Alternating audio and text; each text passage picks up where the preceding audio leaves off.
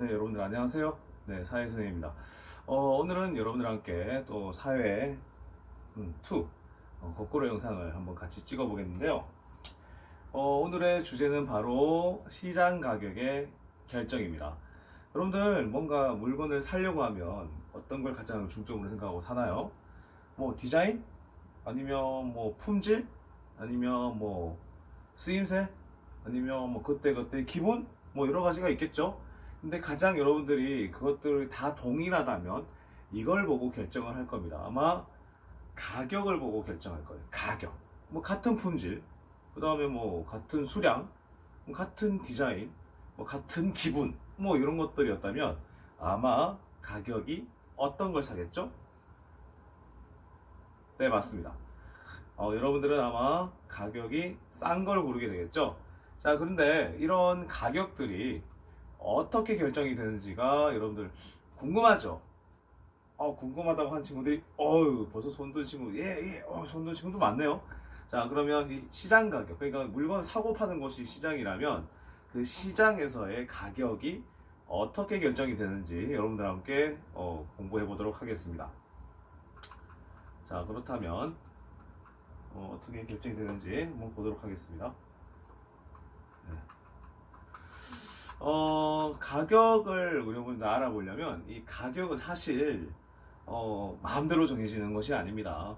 뭐 물건을 파는 사람들이 가격을 결정할 때 자기 마음대로 결정할 수도 있겠죠. 근데 이제 마음대로 결정하게 되면 소비자가 마음대로 안 살 수도 있는 거예요.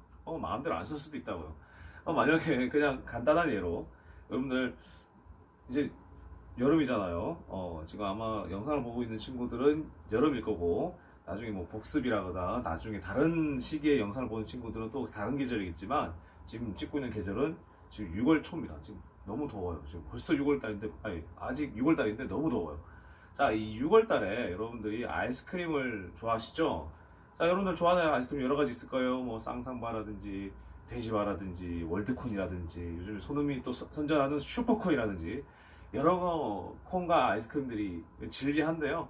만약에 아이스크림이 뭐 여러분들 뭐 하나 예를 들어서 하죠. 빵빠레를 씁시다. 자, 우리 마트에 갔는데 빵빠레가 지금 가격은 뭐 보통 1,000원이나 아니면 뭐 편의점 가도 2,000원 주면 살 수 있는데 만약에 10,000원이다. 그럼 사겠어요? 안 사죠? 네, 그렇기 때문에 내가 사고자 하는 의지가 있는 사람이, 그러니까 의지가 있으면 또 욕구가 있겠죠. 그 사고자 하는 욕구를 가진 사람이 그 알맞는 가격에 구하려고 할 겁니다. 그 따라서 이제 시장에서 가격이 정해지는 건데요. 그런 설명을 먼저 드리기 전에 이 개념, 두 가지 개념에 대해서 여러분들한테 설명을 좀 드려야 될 것 같습니다. 자, 첫 번째는 수요입니다. 수요. 자, 두 번째는 공급입니다. 공급. 자, 수요라는 여러분들한테 말씀드리는 개념의 의미는요.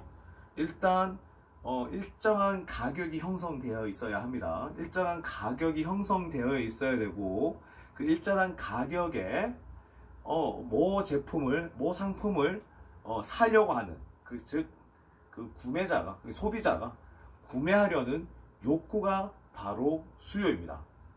자, 그리고 이제 공급이라는 것은 이제 살려고 하는 사람이 있죠. 수요를 하려고 하는 사람이 있죠. 수요를 하는 사람이 구매자가 있죠. 자, 이 구매자가 있을 때, 그 다음에 일정한 가격이 형성되어 있는 상품을 판매하고자 하는 욕구를 우리는 공급이라고 합니다. 자, 그래서 자, 수요가 있으면 공급이 있는 것이고요. 그 다음에 공급이 있으면 수요가 있는 법입니다.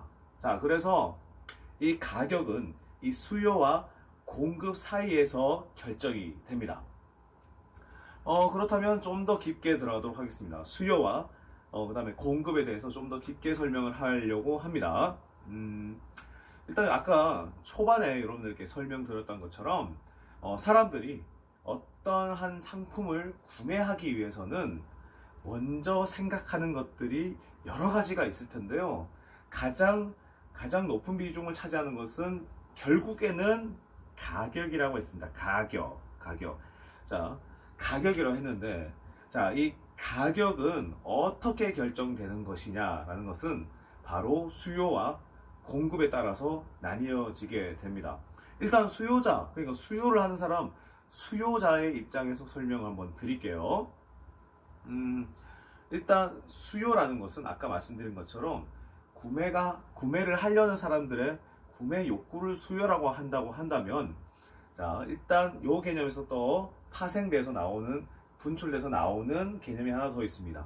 수요량이라고 하는 개념이 있는데요. 이 수요량에는 만약에 어느 정도의 가격 수준이 형성이 될 겁니다. 자, 근데 이제 가격이 꼭 똑같지만은 않아요. 가격이 낮았다가 점점 올라가서 높아지는 경우가 있는데, 이 가격의 수준에 따라서 결정되는 수요의 양을 수요량이라고 합니다. 수요, 그러니까 두음 법칙에 따라서 앞에 있으면 양이라고, 뒤에 하면 량이라고 합니다. 수요량입니다. 자, 그렇다면 여러분들 한번 생각해 볼까요? 자, 뭐 여러분들도 저도 그렇고 벌어들이는 수입이 아마 뭐 정해져 있을 겁니다. 한정돼 있습니다. 뭐 우리 돈 많은 뭐 재벌도 아니고 사장도 아니고, 자, 정해져 있을 겁니다. 그러면 가지고 있는 돈이 정해져 있다면 그 구매하고자 하는 욕구가 있는 상품, 제품의 가격에 따라서 우리가 욕구가 달라집니다. 자, 욕구가 달라집니다. 그 욕구가 달라지면 수요양도 달라지는 것이겠죠. 자, 구매하고자 하는 상품의 양이 수요양이니까 가격이 각 변함에 따라서 수요양도 변하는 거예요. 자, 그러면 가격 똑같은 제품, 자, 똑같은 제품의 가격이 낮으면 여러분들 어떻게 하시겠어요? 일단 뭐, 예, 사시겠죠. 자, 그렇다면 점점 더 멀어지나, 네, 죄송합니다. 자, 점점 높아지면 높아질수록 가격이, 수요양은 어떻게 될까요? 네, 맞습니다. 수요양은 점점 떨어지게 됩니다. 뭐 아까 말씀드렸던 것처럼 빵빠레를 산다고 칩시다. 자, 빵빠레를 산다고 치는데 우린 지금 일정한 가격을 1,000원에서 2,000원 정도로 보고 있어요.